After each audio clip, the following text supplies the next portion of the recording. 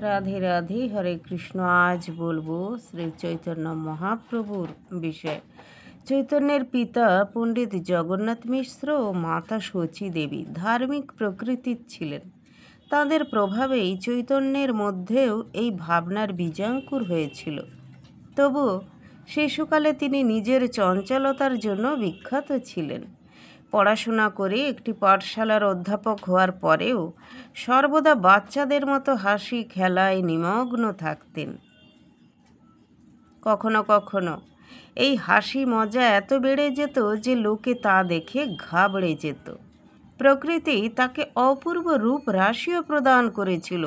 তার রং এতটাই পরিষ্কার ছিল যে তার অন্য নাম গৌরাঙ্গ ছিল। মুখশ্রী খুবই আকর্ষক, কণ্ঠস্বর মধুর, মাথার চুল ভ্রমরের মতো কালো চকচকে, পোশাক পরিচ্ছদ অত্যন্ত মনোরম। তার সমস্ত ব্যক্তিত্ব এমনই ছিল যে দর্শক শুধু দেখতেই থাকত। তার স্ত্রী বিষ্ণুপ্রিয়া ও পরমা সুন্দরী ও উচ্চস্তরীয় পতি পরায়ণা ছিলেন। তাদের দুজনের মধ্যে প্রগাঢ় প্রেম ছিল, তাই সব পরিচিতি জনেরা তাকে রসিক শিরোমণি বলতেন।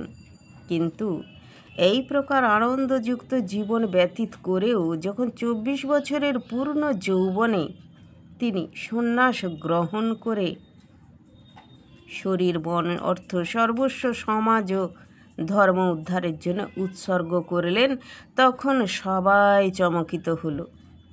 তিনি বিদ্যাক্ষেত্রেও খুব খ্যাতিমান হয়েছিলেন। খুব সাধারণ অবস্থায় পরিবার প্রতিপালনের জন্য তিনি অধ্যাপনার কাজ শুরু করেন। সেই সময় কেশব কাশ্মীরি নামে এক পণ্ডিত শাস্ত্রার্থের জন্য নদিয়া আসেন। তিনি সেই সময়ের প্রথা অনুসারে দিগ্বিজয় করতে বেরিয়েছিলেন আর সংস্কৃতের বড় বড় বিদ্যাকেন্দ্রে নিজের জয়ের পতাকা উত্তোলন করে নদিয়া এসেছিলেন। কারণ সেই সময় এই জায়গা বাংলা সংস্কৃত পণ্ডিতদের কেন্দ্র ছিল। কেশব কাশ্মীরের সাথে হাতি, ঘোড়া, পালকি, চাকর বাকর ইত্যাদির পুরো বাহিনী ছিল। অনেক পণ্ডিতও তার সাথে থাকতেন।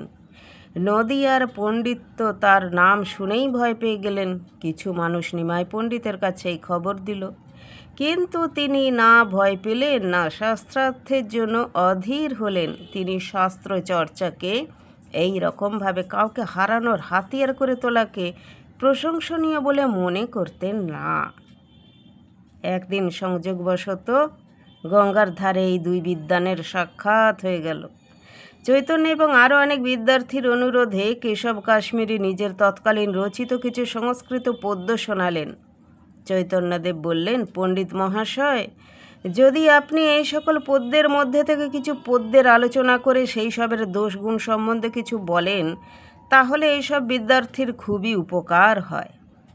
কেশব কাশ্মীরির মতো অহংকারী বিদ্যার নিজের রচনায় দোষ আছে, এ কথা কেমন করে মেনে নেবেন? তাই তিনি প্রসঙ্গ পরিবর্তন করে বললেন, আপনারা যে পদ্যের আলোচনা শুনতে চান সেটাই শোনানো হবে। তিনি ভেবেছিলেন তৎক্ষণাৎ রচনা করে তিনি যে পদ্যগুলি শুনিয়েছেন তা কারো মনে থাকবে না, অতএব এখানেই সব সমস্যার শেষ হবে। কিন্তু চৈতন্যের স্মৃতিশক্তি খুবই তীব্র ছিল। তিনি সেই সময় একটি পদ্য সম্পূর্ণরূপে শুনিয়ে কেশব কাশ্মীরিকে তার আলোচনা করতে বললেন। নিজের রচিত পদ্যকে অন্যের মুখ থেকে হুবহু শুনে কেশবের বিদ্যার অহংকার চূর্ণ হয়।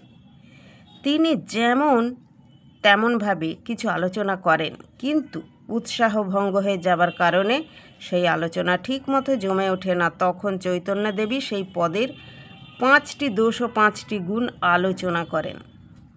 যদিও তিনি খুবই নম্রতার সাথে কথাবার্তা বলছিলেন, কিন্তু কেশব কাশ্মীরি স্বয়ং নিজের পরাজয় অনুভব করেন আর তিনি মুখ নিচু করে সেই স্থান পরিত্যাগ করেন।